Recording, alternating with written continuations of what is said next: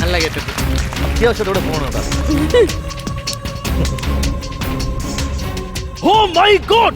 I lost my 3 lakh rupees. ഇന്നെങ്കിലും ഈ mission എനിക്ക് ശരിയാക്കി തന്നില്ലെങ്കിൽ ഈ കിടന്നെടുത്ത സദാനന്ദ പിള്ള ആരാണെന്ന് ചോക്ലി കമ്പനി അറിഞ്ഞിരിക്കും. എല്ലാ പണിയും ചെയ്യുമെന്ന് പറഞ്ഞിട്ടാണ് ഒരു മിഷൻ എനിക്ക് തന്നത്. എന്നിട്ട് ഇപ്പൊ എന്തായി? ഇവിടെ ജോലി ചെയ്തിരുന്ന ഒരു വേലക്കാരനെ അടിച്ചോടിച്ചു. ഇവൻ എല്ലാ ജോലിയും ചെയ്യുമെന്ന് പറഞ്ഞിട്ട് ഇപ്പൊ എന്ത് ചോദിച്ചാലും തെറിവിളി മാത്രം, ഒന്നും ചെയ്യുന്നില്ല ഈ മിഷൻ. എല്ലാവരും ഇവിടെ പറ്റിപ്പാണ്. ആരാത്? ഞാനാണ്. ഹായ്, സ്ത്രീ ശബ്ദം. ആരായാലും കുഴപ്പമില്ല, കടന്നു വരും.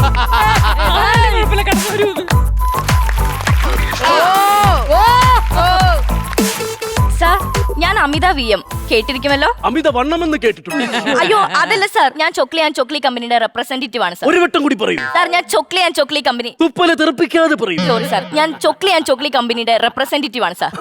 Very good. ഞാൻ അമിത VM. എങ്ങനെ പോയാലും അത് എനിക്കുള്ളതായിരുന്നല്ലേ?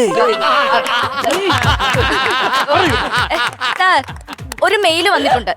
എന്താണ് സാർ? ഒരു മെയിൽ വന്നിട്ടുണ്ട്. വീണ്ടും പറ്റിപ്പ്. ഒരു ഫീമെയിൽ വന്നിട്ട് പറയുന്നു മെയിൽ വന്നിരിക്കുന്നു. എന്ത് കഥ ഇത്? അയ്യോ അതല്ല സാർ, ശരിക്കും വന്നിട്ടുണ്ട്. കിടന്നുപെടുത്ത സദാനന്ദൻ @gmail.com. കിടന്നെടുത്ത് സദാനന്ദൻ ഞാൻ. രണ്ടും കിടന്ന് തന്നെയാണല്ലോ സാർ.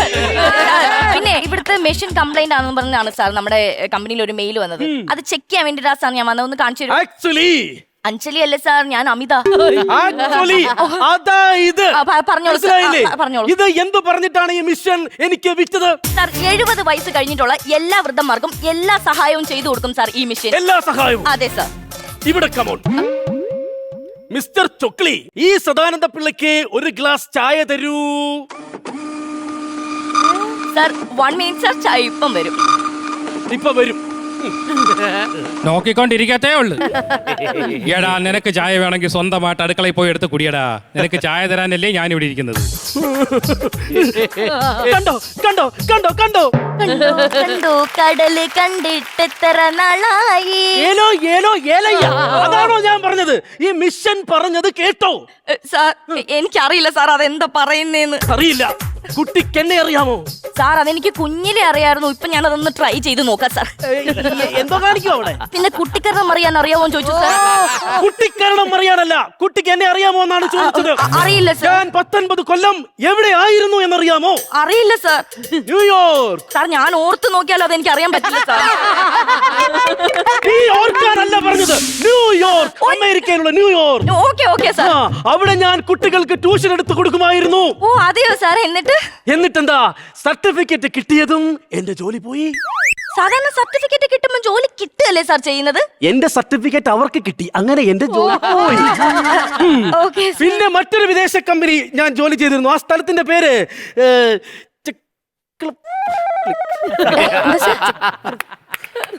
ചെറുപ്പളശ്ശേരിയാണോ സാർ? വിദേശത്താണോ നിന്റെ ചെറുപ്പളശ്ശേരി? അല്ല സാർ, അല്ല. ഞാൻ പറയുന്നത് ശരിയാ, നിനക്കാ തെറ്റുന്നത്. മനസ്സിലായോ? ഒരു വട്ടം കൂടെ ഞാൻ പറയും. മനസ്സിലായില്ല സാർ. ഒരു മിനിറ്റ്. എന്താ ആളെ കാണുമ്പോ എന്താ ഇങ്ങനെ സോക്കേട് കാണിക്കുന്നത്? ഒറ്റയ്ക്ക് പറയുമ്പോ വരുവായിരുന്നല്ലോ. എന്ത് സോക്കേടത്? സായിപ്പന്മാർ ഒത്തിരി ഉള്ള ഒരു സ്ഥലം, അവിടെ ഞാൻ ജോലി ചെയ്തിട്ടുണ്ട്, അറിയാമോ? ഇതൊക്കെ എന്തിനാ സാർ എന്റെ അടുത്ത് പറയുന്നത്? എന്തിനാ പറയുന്നതെന്ന്? അങ്ങനെ സായിപ്പന്മാരെ വരെ പറ്റിച്ച് ജീവിച്ച എന്നെ നിന്റെ ചൊക്ലി കമ്പനി വന്ന് പറ്റിച്ചിട്ട് പോവാമെന്ന് കരുതിയോ? ഒരു സഹായം ചെയ്യാമോ? എന്താ സാർ? ഒന്ന് നിർത്തി തരാമോ? ഞാനൊരു ഡൗട്ട് ചോദിച്ചോട്ടെ? ഈ വീടിന്റെ മുന്നിലത്തെ വാതിൽ ഇവിടെയാണ്, ഇതിന്റെ പുറകിലത്തെ വാതിൽ എവിടെയാണെന്നൊന്ന് പറയാമോ സാർ? മിഷൻ ശരിയാക്കുന്നതിന് എന്തിനാണ് പിറകിലത്തെ വാതിൽ? സാർ, മിഷൻ ശരിയാക്കുന്നതിന് പിറകിലത്തെ വാതിൽ ആവശ്യമില്ല, പക്ഷെ മിഷൻ ശരിയായില്ലെങ്കിൽ പുറകിലത്തെ വാതിൽ ആവശ്യമാണ് സാർ. എന്നെ പറ്റിക്കാമെന്ന് കരുതിയോ? ഇല്ല സാർ. സീതയല്ല സാർ, ഞാൻ അമിത. അതിനകത്ത് അങ്ങോട്ട് പിടിക്കുക. ഇവിടുത്തെ പ്രശ്നം എന്താന്ന് വെച്ചാൽ എന്റെ 3 ലക്ഷം രൂപയാണ് നഷ്ടമായത്. അതാര് തരും? നീ തരുമോ? നിന്റെ വീട്ടുകാർ തരുമോ?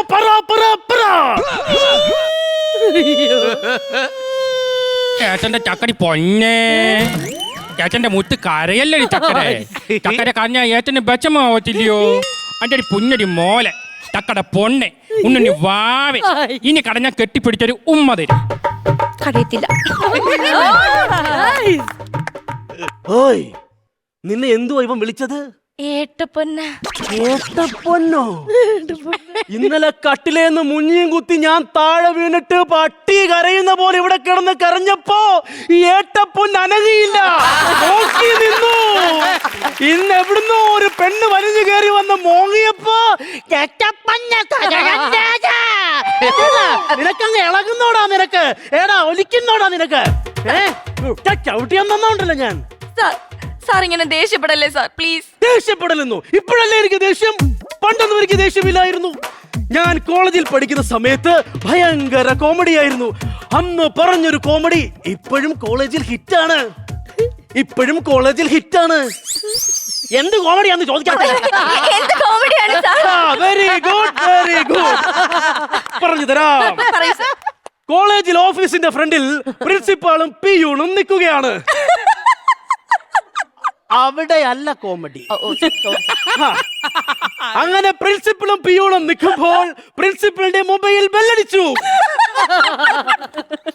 അവിടെയല്ല കോമഡി. അങ്ങനെ ബെല്ലടിച്ചപ്പോൾ പിയൂൺ ദേഷ്യപ്പെട്ടു.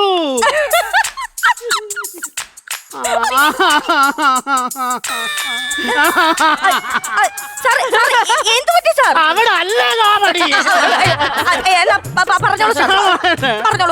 അങ്ങനെ ബെല്ലടിച്ചല്ലോ. അങ്ങനെ പ്രിൻസിപ്പളിന്റെ മൊബൈൽ ബെല്ലടിച്ചപ്പോൾ പിയൂൺ ദേഷ്യപ്പെട്ടു. എന്തിനാണ് സാർ? എന്തിനാണെന്ന് ഉറക്കെ ചോദിക്കുക. Very good.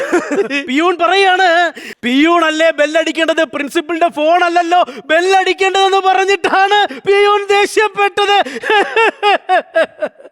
ഇവിടെയാണ് കോമഡി.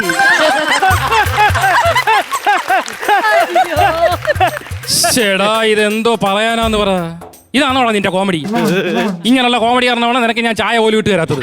മേലെ ഈ വീട്ടിനകത്ത് നിന്റെ ശബ്ദം കേട്ടു വരുത്, പറഞ്ഞല്ലേ? മിഷൻ എന്തൊക്കെയോ പറയുന്നു അല്ലേ? മിഷൻ പറഞ്ഞത് കേട്ടില്ലേ നീ? കേട്ടു സാർ. എനിക്കും ഇതേപോലെ ഒരു സന്ദർഭം ഉണ്ടായിട്ടുണ്ട്. എന്താണ്?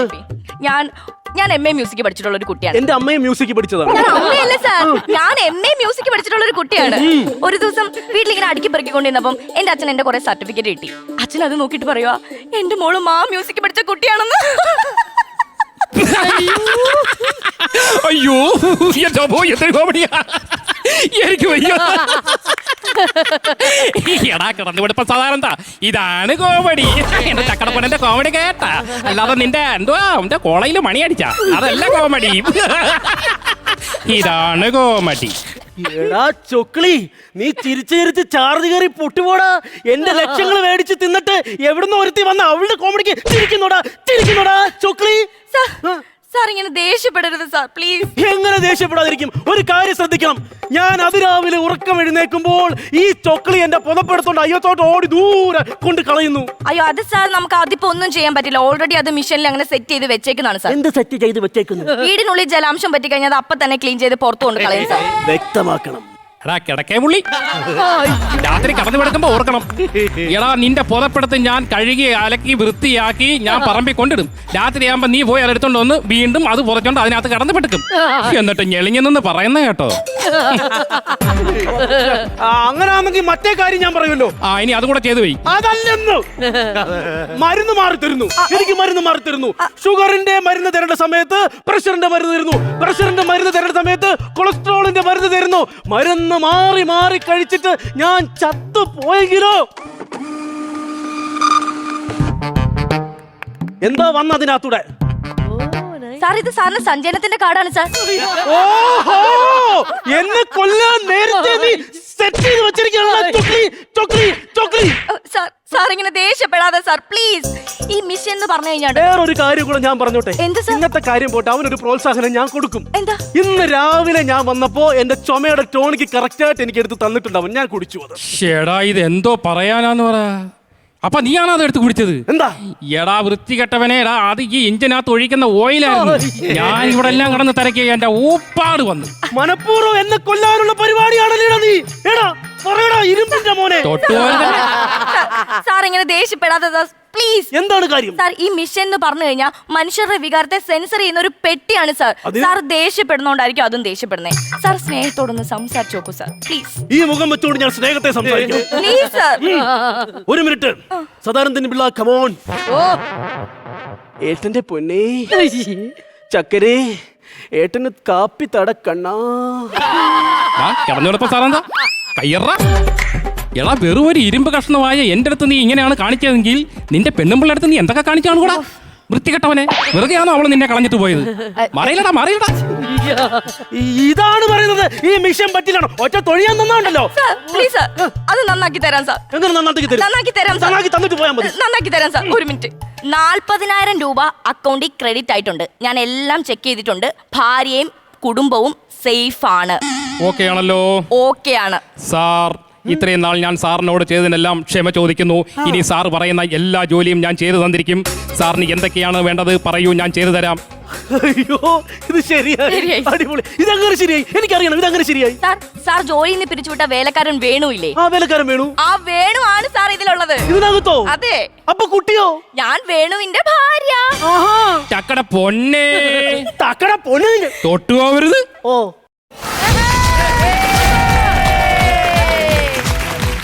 നല്ലൊരു സ്കിറ്റായിരുന്നു. യെസ് ശ്വേത ചേച്ചി.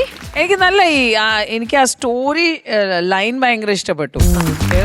പൈസ ഉണ്ടാക്കാൻ അവർ ആള് തരാത്തോണ്ട് എനിക്ക് ഇമ്മീഡിയറ്റ്ലി നമ്മുടെ തിലകൻ ചേട്ടനും ഇന്നസെന്റ് അങ്കിളുടെ ഓർമ്മ വന്ന് പൈസ കൊടുക്കാതെ ചേച്ചി. അതുപോലെ അരുണിന്റെ ഗെറ്റപ്പ് നമ്മുടെ ഒറ്റയാൾ പട്ടാളത്തിലെ മുകേഷ് ചേട്ടനില്ലേ? മുകേഷ് ചേട്ടൻ ഇതാവുമല്ലോ, 2 ക്യാരക്ടർ ചെയ്യല്ലോ, അതിൽ സെയിം അല്ലേ? ആ മീശയും അന്ന് ആ കടപ്പുറത്ത് കളഞ്ഞ വിഗാണെന്ന് എടുത്തോണ്ട് വന്നത് ക്ലൈമാക്സില്. മണിച്ചിത്രത്താഴിലെ ശങ്കരൻ തമ്മിന്റെ കഴുത്ത് വെട്ടാൻ കിടത്തിരിക്കുന്നു. അതല്ല ഈ പറഞ്ഞതാണ് ശങ്കരൻ തമ്പി. പൊക്കി വെച്ചിട്ടേ അവിടെ കൊണ്ട് ഇട്ടോണ്ടോ? ഓ കഴുത്തോട്ടാ കിടത്തി ഈ പറഞ്ഞാണ് നോക്കിക്കോ. വെറും മരക്കഷ്ണമായല്ലേ? അവിടെ നിനക്കപ്പോ അടുത്ത സ്റ്റേജോട്ട് ഫിഗർ ചെയ്യടാ. അടുത്തായി മണിച്ചിത്രത്താഴിലെ ശങ്കരൻ തമ്പി. ശരി, ബാറ്ററി എത്രത്തോളം ചാർജ് കയറി എന്നുള്ളത് നമുക്ക് നോക്കിയാലോ. ബാ.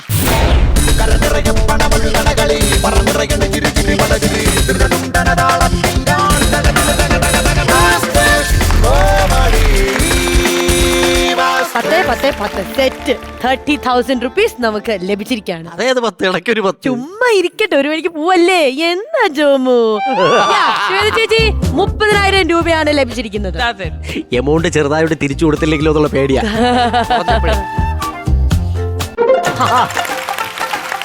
സന്തോഷായില്ലേ? അടിപൊളിയായിരുന്നു. അപ്പൊ നമ്മൾ വീണ്ടും കാണും. വീണ്ടും തകൃതിയായിട്ട് നിങ്ങൾ വരിക, പൊളിക്കാം.